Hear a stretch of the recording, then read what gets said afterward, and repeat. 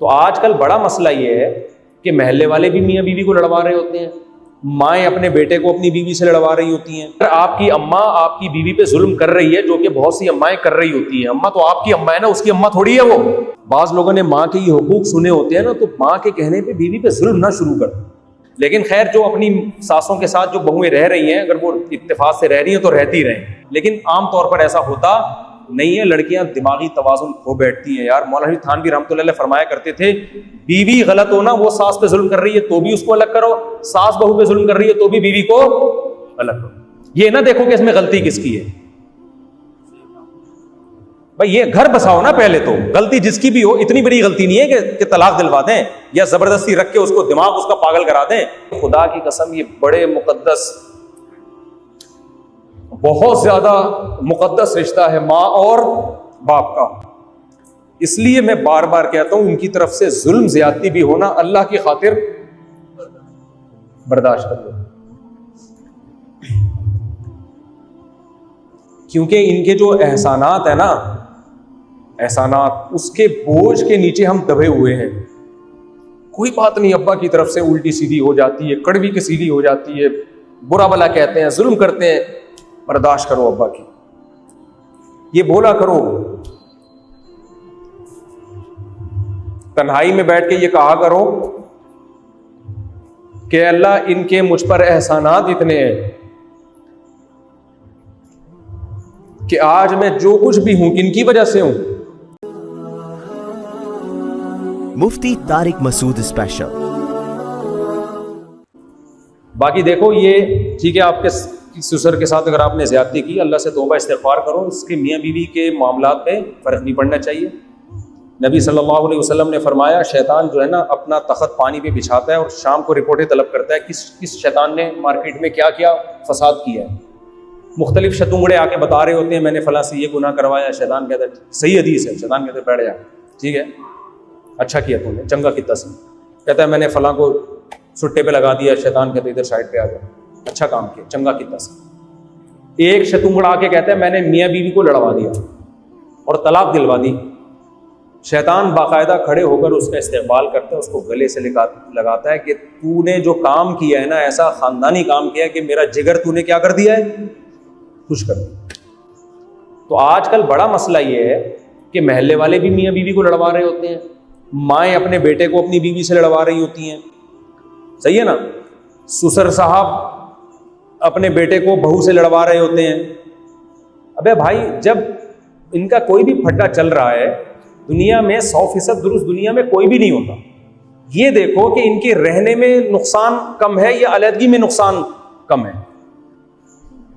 अलहदगी में इस जमाने में औरत का तो वैसे ही बेड़ा गर्क हो जाता है, पता नहीं किस तरह से छोटी छोटी बातों में अपनी बेटियों को घर बिठा लेते हैं।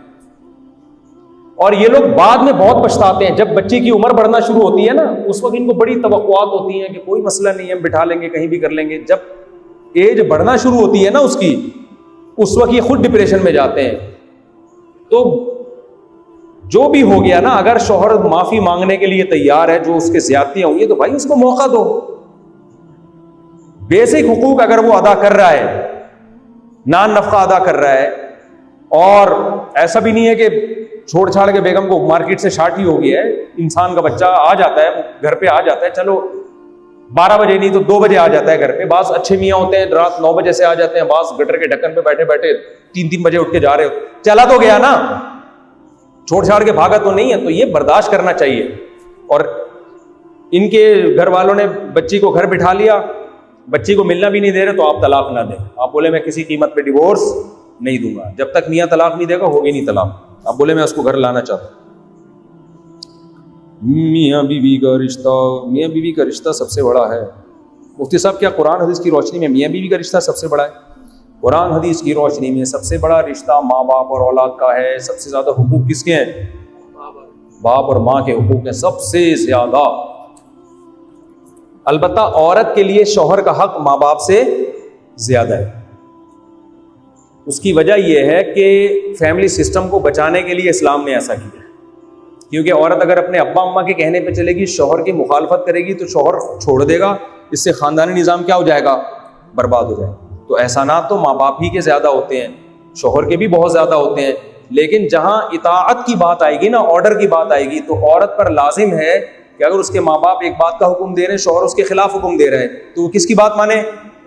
शौहर की। क्योंकि इस्लाम एक दीन फितरत है ना, तो उसने फैमिली सिस्टम को बचाने की भी कोशिश की है। इसकी मिसाल ऐसे है जैसे माँ के एहसानात बहुत ज्यादा होते हैं, 3 तकलीफों में उसने जना है, लेकिन जहां माँ और बाप की ऑर्डर में तजाद होगा तो शरीयत किसको कहती है? बाप के ऑर्डर पे चलो। घर का सरबरा कौन है? बाप। क्योंकि अगर बाप को आपने लिफ्ट कराना छोड़ दी, ऑर्डर मानना छोड़ दिया, तो फिर सारा सेटअप ही बर्बाद हो जाएगा। समझते हो कि नहीं समझते? तो वो उसकी अपनी रिस्पॉन्सिबिलिटी नहीं लेगा। फिर वो कहेगा कि यार जब मेरी चलती नहीं है तो जाओ, जो मर्जी करना है करो। जैसे कि हो रहा है आजकल, महंचू होता है किसी काम का नहीं है। लेकिन हकीकत यह है कि जो माँ बाप के एहसानात है ना, और माँ बाप का दिल दुखाने पे जो गुनाह मिलता है, चाहे औरत हो या मर्द हो, औरत ने शौहर की नाफरमानी की, गुनाह है उसमें। लेकिन माँ बाप की नाफरमानी की, वो नाफरमानी जो शौहर के अगेंस्ट नहीं जा रही। बाज़ हकाम माँ बाप के ऐसे होते हैं ना जिनमें शौहर भी राजी होते हैं, ठीक है भाई, उसमें अगर माँ की नाफरमानी करेगी तो गुनाह ज्यादा होगा। ये बहुत मुकद्दस रिश्ते अल्लाह ने बनाए हैं माँ और बाप के। भाई इन जैसा खुदा की कसम इस कायनात में कोई रिश्ता है नहीं। मैं अपने बच्चों को देखता हूँ यार, कैसे माओ से चिमटे रहते हैं। एक कल रात क्या हुआ कि घर वालों को कहीं वॉशरूम जाना था, तो मेरी बच्ची ने रोना शुरू किया। मैं दूसरे कमरे में सो रहा था, रात हम लोग कहीं फिशिंग के लिए गए तो देर से आए ना, तो मेरी बच्ची की रोने की आवाज आई। 2 साल की बच्ची है, इतना रो रही है, इतना रो रही है। मैं उठ के गया, उसको मैंने चुप कराया, तो क्या उसकी माँ वॉशरूम में गई भी है। इतनी देर की भी बच्चे से जुदाई बर्दाश्त, इतनी देर की भी नहीं। तो मैंने जब ये मंजर देखा ना, मैंने कहा, बच्ची रो रही थी, मैंने उसको चुप कराया। मैंने कहा मैं भी हूं ना, मैं अब्बा हूं। खैर बच्ची चुप तो हो गई, लेकिन मुझे ख्याल हुआ कि यार एक एक सेकंड के लिए माँ को तरसता है, लड़का हो या लड़की। और बड़े होकर कैसा भूलते हैं अपनी माँ को। मैं आपको दिल से बताऊं, मैंने कल रात जब ये अपनी बच्ची का मंजर देखा, मैंने अपनी माँ के लिए बहुत दुआएं की। मुझे अपनी माँ याद आई कि हमारी माँ ने भी हमको ऐसे पाला। और ये 2-3 साल नहीं होता, सारी जिंदगी। जब हम बालिग हो जाते हैं, अपने पाँव पे खड़े हो जाते हैं, तो फिर माँ ज्यादा लिफ्ट नहीं कराती। उसकी वजह यह कि उसको पता है बच्चे को जरूरत नहीं है। जरूरत हो तो फिर देखो, सबसे ज्यादा जज्बाती वही होगी, सबसे ज्यादा जज्बाती फिर माँ हो जाती है दोबारा। कोई भी नहीं होता जज्बाती ऐसा। तो बड़ा हक है यार माँ बाप का, खुदा की कसम बहुत बड़ा हक है। कैसे चिपके रहते हैं बच्चे माओं के साथ। माए माओं को तंग भी करते हैं, है भाई, बदमाशी भी करते हैं माँ के सामने। फिर माँ गुस्से में थप्पड़ लगाएगी तो चुप कराना भी किसकी जिम्मेदारी है? ये तो हम देख रहे होते हैं ना घरों में। जिन घरों में बच्चे नहीं है, साले उनकी तो कोई जिंदगी नहीं है, उनके तो कोई जज्बात ही नहीं है। बच्चे तो हो ना, और हर साइज का बच्चा हो तो ये चीजें सीखता है आदमी। कुछ बच्चे बड़े हो जाते हैं, फिर आदमी भूल जाता है। हर वक्त मार्केट में एक नया बच्चा होना चाहिए। खुदा की कसम, बच्चे को देखकर जो खुदा की मारिफत पैदा होती है, मेरी राय है कि किसी और चीज से नहीं होती। अल्लाह ने ऐसा बनाया है ना बच्चे को अट्रैक्टिव, ऐसा अट्रैक्टिव बनाया है कि ये खुद खुदा के वजूद की एक बहुत बड़ी दलील है। तो ऐसे रो रहे होते हैं बच्चे, ऐसे रो रहे होते हैं माओं को याद करके। लड़के कैसे 3-3, 4-4, 5-5 साल की उम्र तक भी माओं से चिपके रहते हैं, अम्मा के बगैर।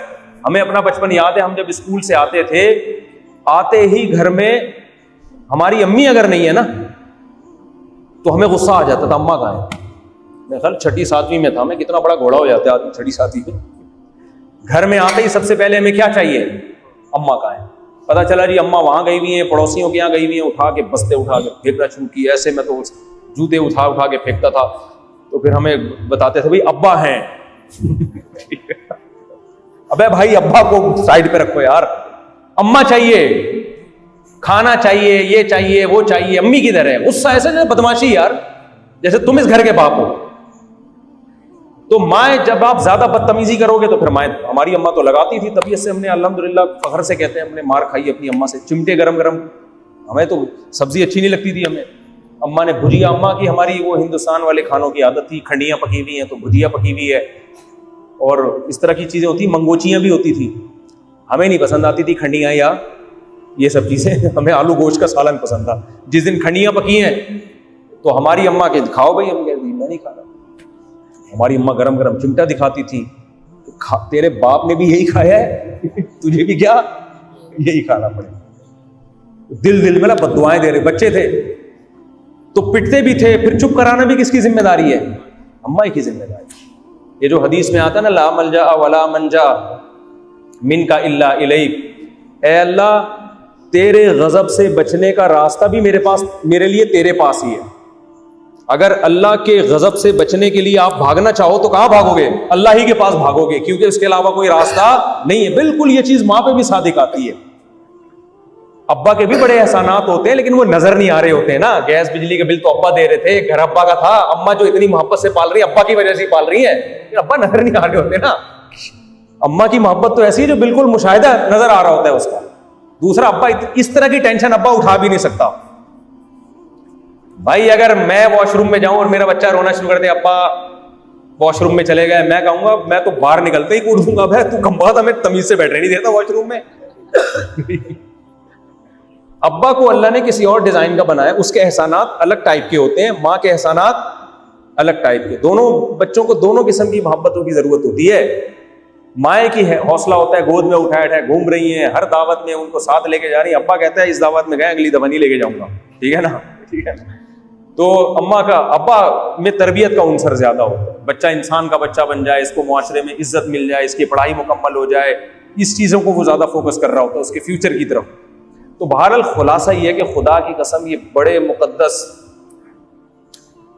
बहुत ज्यादा मुकद्दस रिश्ता है माँ और बाप का। इसलिए मैं बार बार कहता हूं इनकी तरफ से जुल्म ज्यादती भी होना अल्लाह की खातिर बर्दाश्त कर लो, क्योंकि इनके जो एहसानात है ना, एहसानात उसके बोझ के नीचे हम दबे हुए हैं।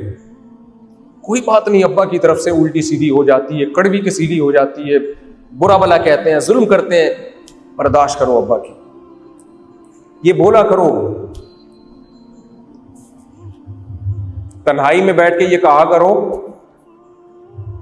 कि अल्लाह इनके मुझ पर एहसानात इतने हैं कि आज मैं जो कुछ भी हूं किनकी वजह से हूं। बाप बचपन में ईदी सेंटर में जमा करा देता, फिर देखते तुम्हारी क्या इज्जत होती। उसने रखा, उसने पाला। और माँ की मोहब्बत तो अपने बच्चों में, अपनी माँ को तो भूल जाता है ना इंसान जब बड़ा होता है, कैसे पाला था। जब आप अपने बच्चों को देखा करो ना, आपकी बीवी कैसे पालती है उनको, कैसे पालती है, इससे आपको अपनी माँ की कदर होगी, अपनी माँ का एहसास होगा। फिर इसमें एक चीज भी है, बैलेंस करने के लिए मैं ये भी कहता हूं कि शादी के बाद बाज लोगों ने माँ के ये हुकूक सुने होते हैं ना, तो माँ के कहने पे बीवी पे जुल्म ना शुरू कर, ये गलत हो जाएगा। समझ रहे हो कि नहीं समझ रहे?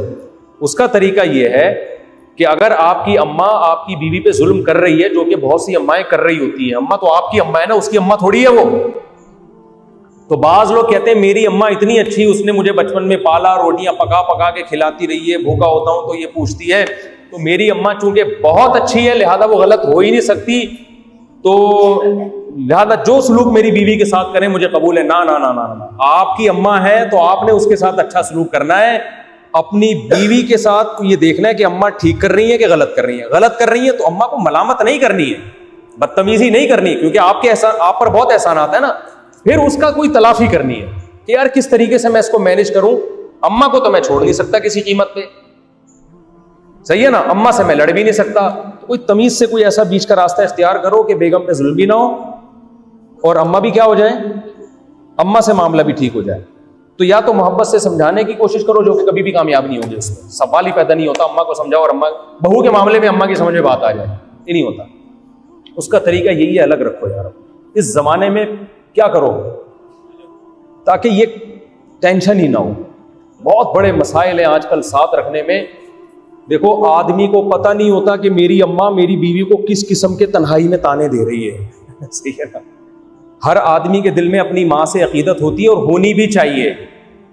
वो अपनी माँ के खिलाफ इतनी जल्दी आमादा नहीं होता, लेकिन इस चक्कर में वो, देखो, बहू के लिए सास है, वो माँ नहीं है। सब सासें बुरी नहीं होती, बहुत सी अच्छी भी होती हैं, लेकिन आपको क्या पता मेरी वाली अच्छी है कि बुरी है।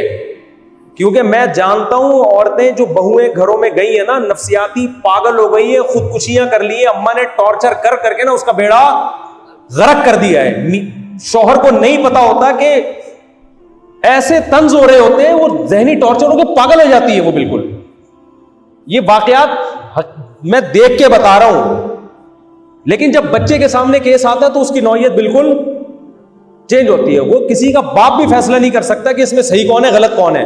और बाज दफा बहू की तरफ से सास पे जुल्म होता है, ये भी होता है।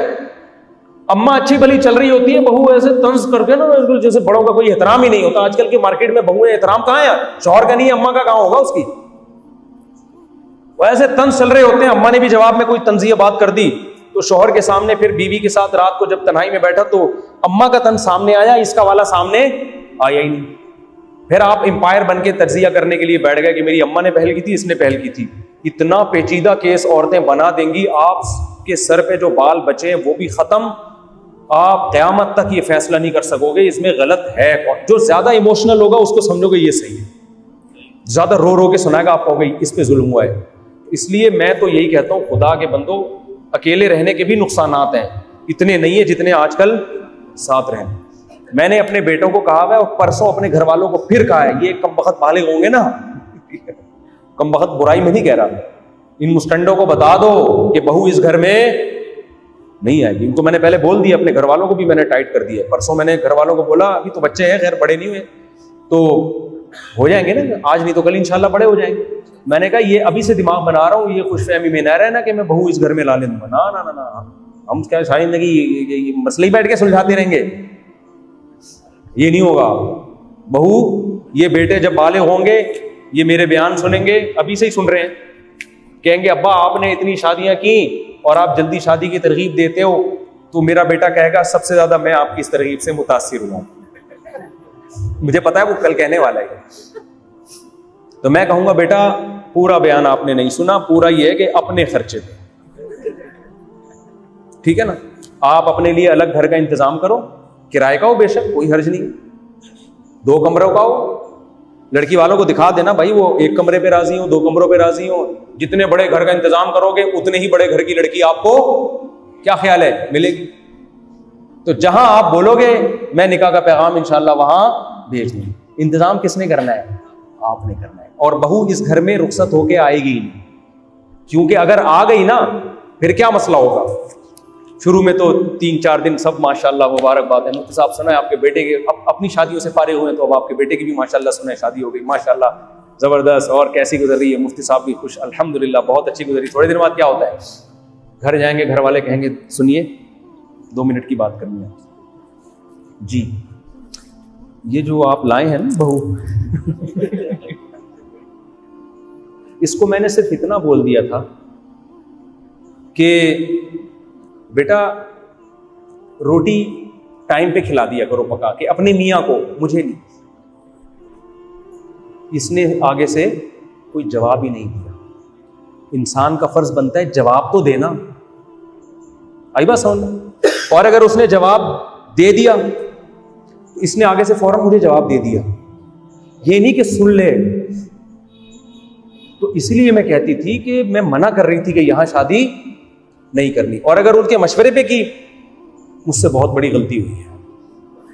मुझे तो वो फलानी भी कह रही थी यहां नहीं करनी, फलानी भी कह रही थी, ये हर घर में ये नेचुरल है, समझ रहे हो। इसका ताल्लुक इससे नहीं है कि आपकी बीवी आलिमा है या दीनदार है या लिबरल है। ओ भाई जो भी है, ये खुदा के लिए अपनी जिंदगी को आखिरत के लिए खर्च करो। इन झगड़ों में अपनी जिंदगी को बर्बाद, झगड़े फिर भी होते हैं लेकिन कम तो करो ना इन झगड़ों को। आप बैल मुझे मार वाला मामला क्यों कर रहे हो। बहू अपने घर में लाने का मतलब क्या है, अपने घर में 2 सींगों वाला आप भैंसा ले आए, भैंसे के इतने सींग होते नहीं है, फर्ज करने में क्या जा रहा है तो वो टकरे आपको, आपके तो फड्डे जो है ना, इस उम्र तक जब बच्चों की शादी होती है, मियां बीवी के झगड़े अक्सर खत्म हो चुके होते हैं, लड़ लड़ के वो ठंडे हो चुके होते हैं। अब बहू घर में ले आए तो इसका मतलब दोबारा से फाइटिंग का आगाज, दोबारा से यार आप यही कामों के लिए रह गए हो। तो बच्चों को बोलो भाई इधर नहीं आए, ये नहीं हल नहीं हो सकता। फिर बहुएं भी पूरी सही थोड़ी होती हैं, आप उसको समझाओगे वो और उल्टे तरफ चलेगी, वो उसका मतलब कुछ और लेगी, उसका मतलब सीधा कौन होता है यार इस जमाने में? तबलीग वाले सीधा करने की कोशिश में लगे हुए, उनसे बंदे सीधे नहीं हो रहे, तो ये 4-4 महीने में जाके भी दोबारा सुट्टा शुरू कर देता है। मैंने देखा है बहुत से चर्सी गए, ठीक होके आए, फिर 4 महीने बाद फिर शुरू कर दिया उन्होंने। तो कौन सीधा कर सकता है किसी को? मियाँ बीवी का रिश्ता तो इसी पे चल रहा है, दोनों को एक दूसरे की जरूरत है, एक दूसरे की खामियां क्या कर रहे हैं? बर्दाश्त। तो वो तो मजबूरन बर्दाश्त कर रहे होते हैं यार, जो मर्जी है। माएँ नहीं बर्दाश्त करती, ससुर नहीं बर्दाश्त करते, उनके बड़े वसाइल होते हैं, वो फिर तलाक की तरफ नौबत जाए। तो बेगम मौलाना थानवी रहमतुल्लाह अलैह बार बार ताकीद करते थे, कहते थे मैं जब बालिग हुआ मेरे अब्बा ने घर अलग इंतजाम किया, बोला उधर आएगी इधर नहीं आएगी बहू। हाँ, इसमें बाज साइड इफेक्ट हैं इसके, जब बिल्कुल अकेली हो जाती है, घर में रहने वाला कोई नहीं, उसके भी साइड इफेक्ट हैं, उसका फिर कोई हल सोचो। लेकिन खैर, जो अपनी सासों के साथ जो बहुएं रह रही हैं, अगर वो इत्तेफाक से रह रही हैं तो रहती रहें।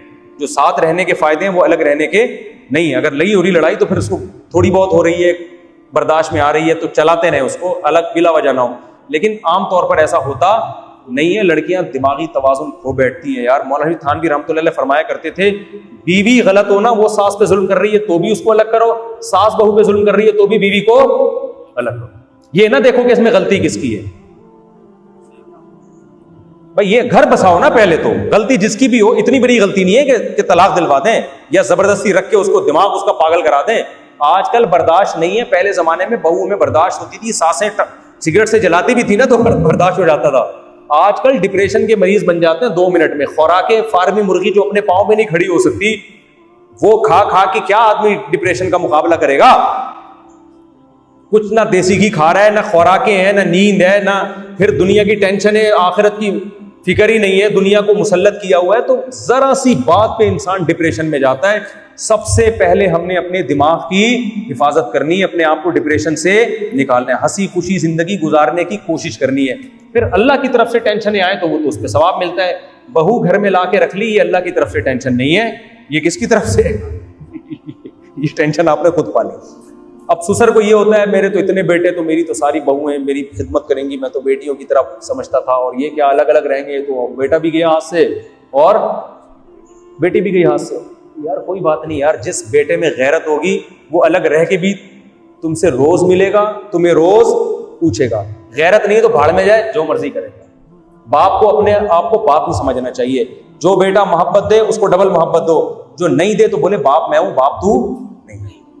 समझते हो ना? इज्जत के साथ तमीज के साथ मिलेगा तो हम मोस्ट वेलकम, नहीं मिलता तो जा बेगम के बगल में जाकर बैठ मान, ठीक है ना, हमसे रब्ता नहीं करना। इस तरह इज्जत के साथ इस्तिगना के साथ रहने में फायदा ज्यादा है। और इसमें इतने बच्चे पैदा कर लो, अपने बेटे इतने हो जाएं कि कितने खराब निकलेंगे, 2-4 तो काम के निकल आएंगे ना।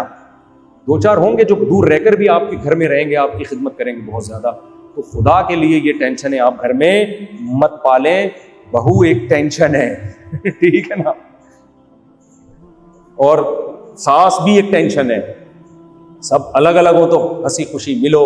देखो मेरे ससुराल सब दूर दूर रहते हैं, बाद ससुरालों ने मुझे कहा हमारे करीब आके रहें। मैंने कहा देखो आप लोग बहुत प्यारे हैं, बहुत अच्छे हैं, लेकिन ससुराल दूर ही होना चाहिए। हफ्ते में एक दफा जाओ, सास ससुर से सालों से मिलो, वापस इधर हो गया ऊपर ससुराल है, नीचे जरा सा फटा हुआ, आवाज कहाँ जाएगी? ऊपर जाएगी, सास आ जाएगी क्या हो रहा है। अब उधर जो कुछ हो रहा था वो खत्म हो गया, यहां शुरू हो जाएगा आपका एक नई जंग का आगाज शुरू हो जाएगा, वो एक तमाशा बन जाएगा।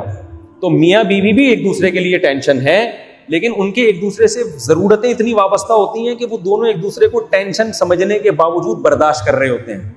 मियाँ को पता है यार टेंशन है, लेकिन छोड़ दूंगा तो कहां जाऊंगा मैं, ठीक है ना, जिना करूंगा क्या मैं, बच्चे कौन पालेगा। औरत को भी पता होता है मखनचू से मेरी शादी हो गई, गलत इस्तिखारा निकला है मेरा, बिल्कुल गलत हो गया, लेकिन अब तलाक लेके मैं कहां जाऊंगी, गैस बिजली का बिल तो कम वक्त दे रहे हैं ना। तो मियाँ बीवी बहुत कुछ उल्टा सीधा एक दूसरे का बर्दाश्त करते हैं, लेकिन रिश्तेदार बर्दाश्त नहीं करते। तो रिश्तेदारों से दूर रहो। अब मैं डांटने पर आ जाऊंगा अगर बात समझ में नहीं आई। दूर रहो रिश्तेदारों से, अपने घरेलू हालात ना चाचे मामे को बताया करो। जब मिलो मामू से चाचू से कि वो पूछे बेगम कैसी चल रही है, बोले वो अल्हम्दुलिल्लाह बहुत अच्छी है, बेशक घर में मारपीट लगाई हुई एक दूसरे की, नहीं डिस्कस करो। आजकल तोड़ने वाले ज्यादा हैं, जोड़ने वाले मार्केट में कम है। पहले जमाने में होते थे ऐसे चाचे मामे के वो कहते थे बेटा देखो पहले अपना घर बचाओ, बाकी चीजें बाद। आजकल मार्केट में इस तरह के अब्बा ही नहीं आ रहे, मामू कहां से आएंगे, चाचू कहां से आएंगे। अपना घर खुद ही बचाना है, सेपरेट रखो, रिश्तेदारों से मिलो। अच्छा ये भी बता दूं, शादी के बाद भाइयों से भी अलग अलग रहो। भाइयों की मोहब्बत उनकी शादियों के बाद नफरतों में बीवियों की वजह से तब्दील हो जाती है।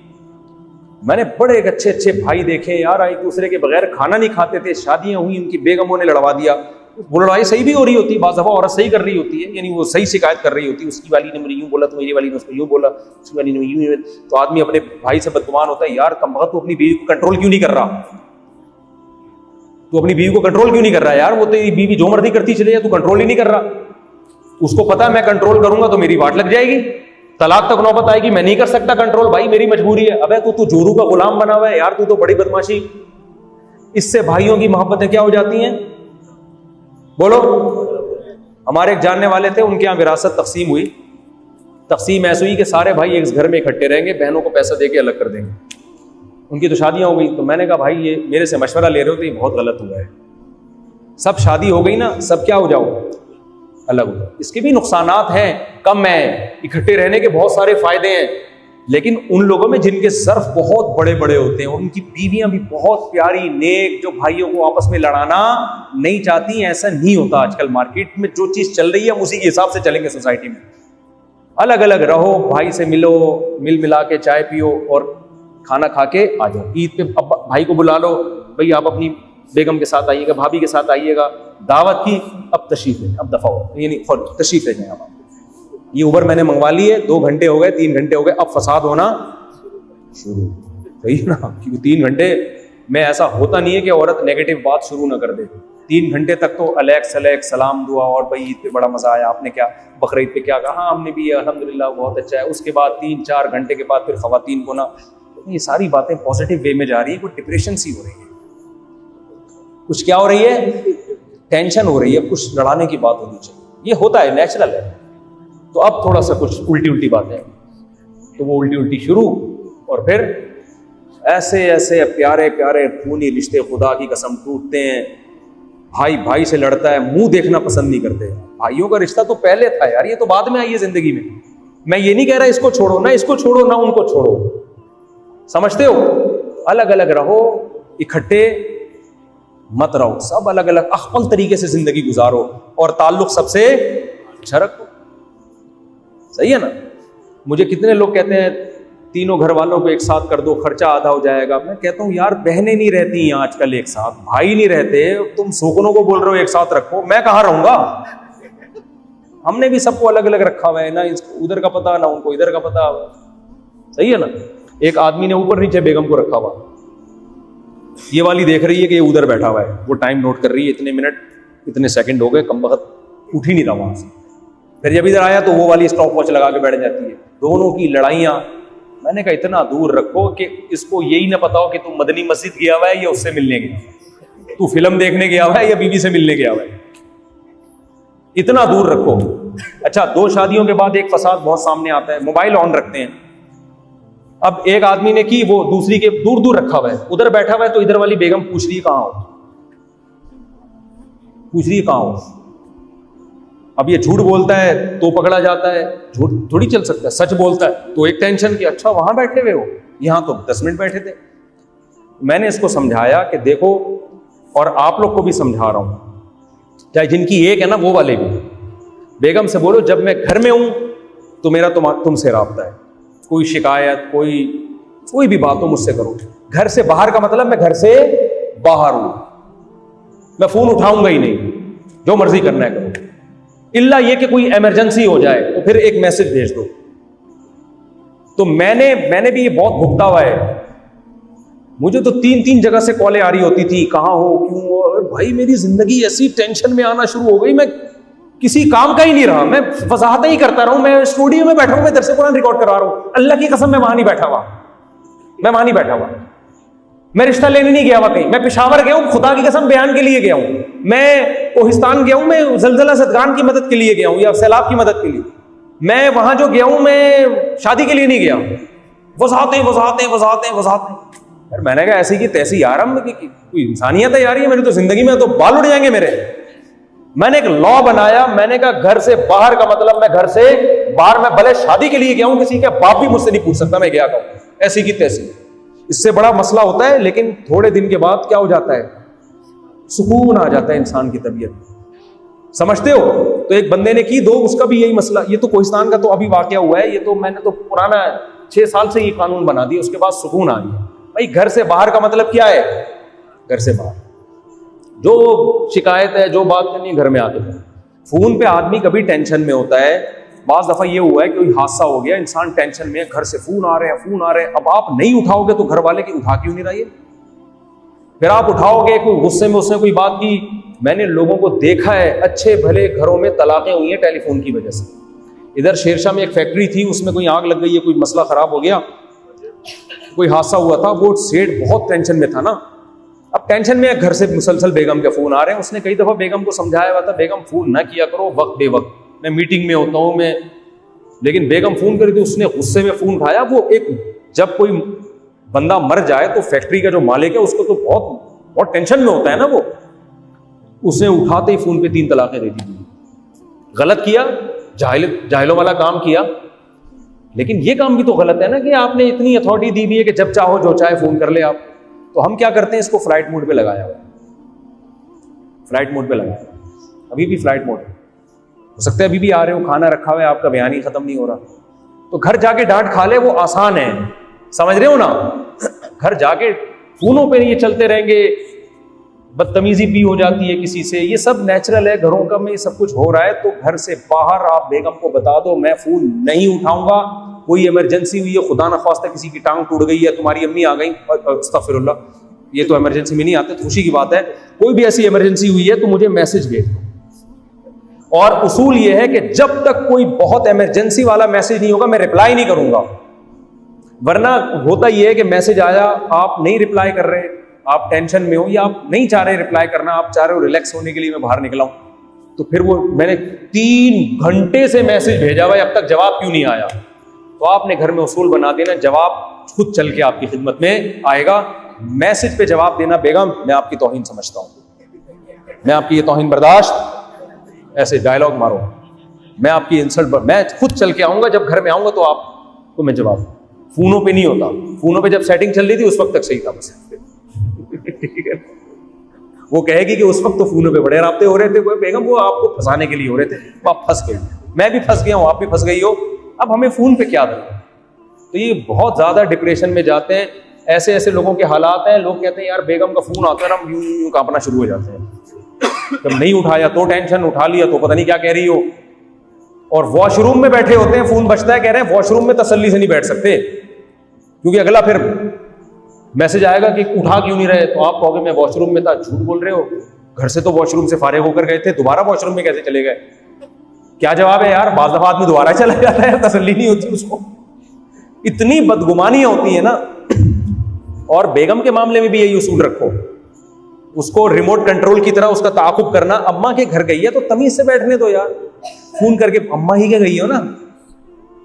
आमतौर पे मर्द ये काम करते नहीं है, मर्द तो कहते हैं गई है तो आराम से अल्हम्दुलिल्लाह बैठो यार, हंसी खुशी जिंदगी गुजारो।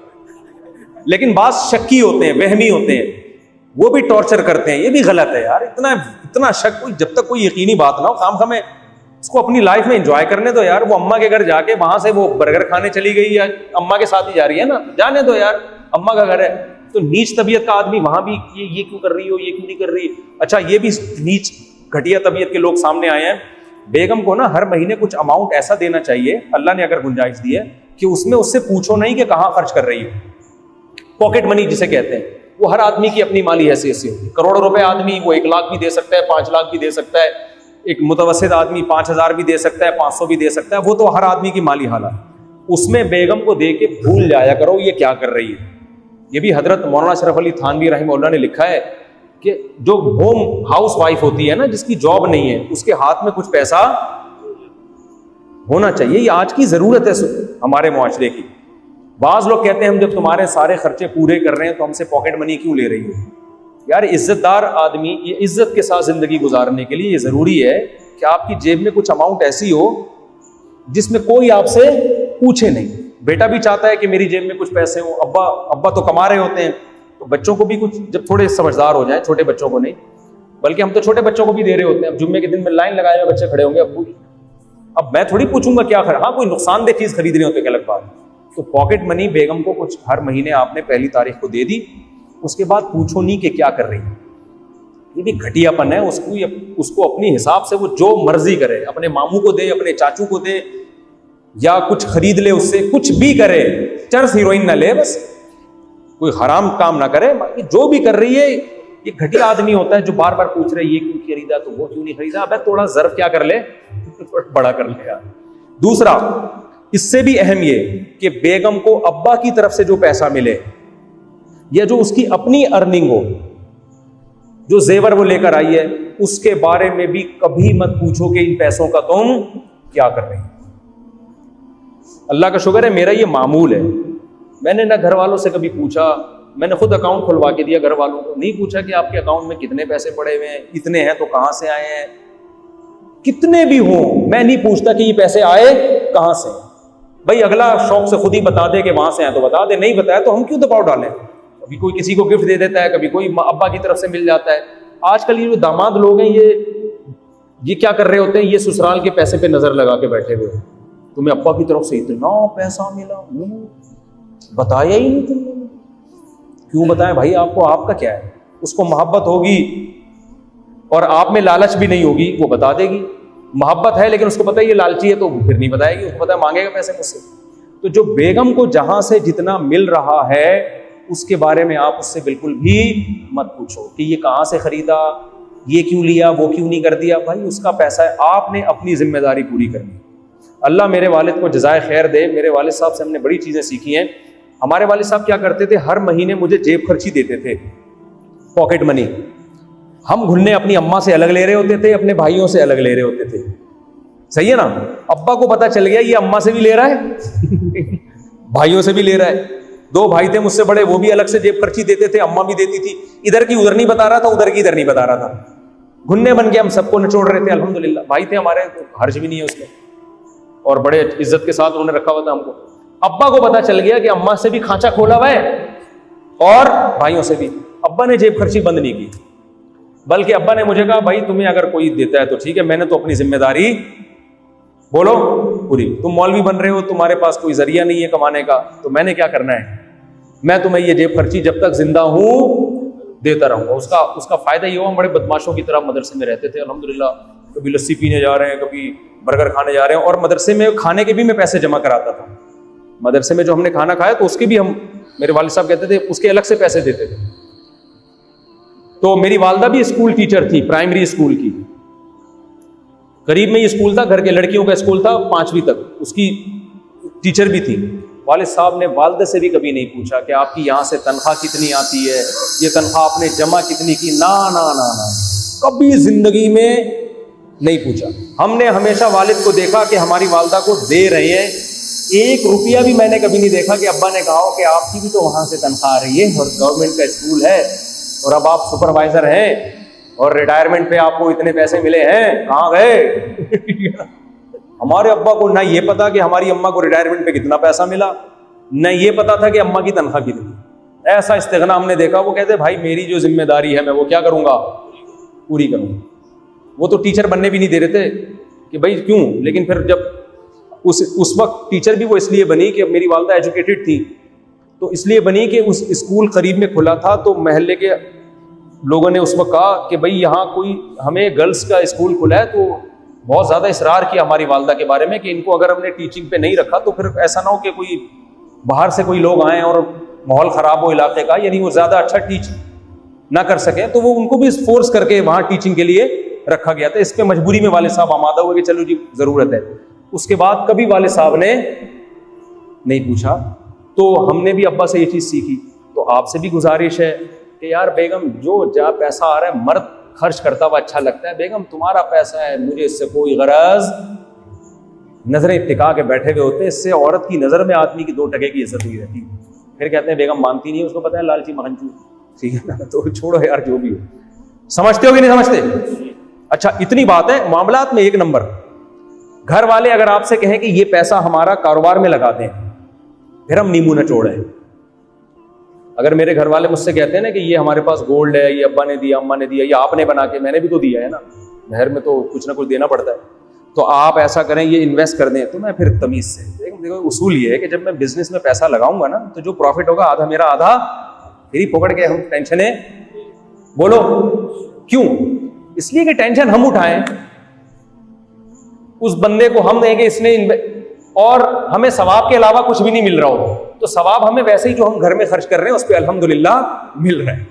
ठीक है, मामलात क्या होने चाहिए भाई? जैसे हमें आपके पैसों पे लालच नहीं है, तो आपको भी ये नहीं होना चाहिए कि जो है इस्तेमाल तो हम मियाँ को माशाल्लाह भरपूर तरीके से करें, और ये पैसा जब कारोबार में लगाएगा, मेहनत मेरी होगी, कोई मेहनत नहीं हो फिर तो एक अलग बात है, इस मेहनत का भाई हमें तो सीधी सी बात है, क्या ख्याल है?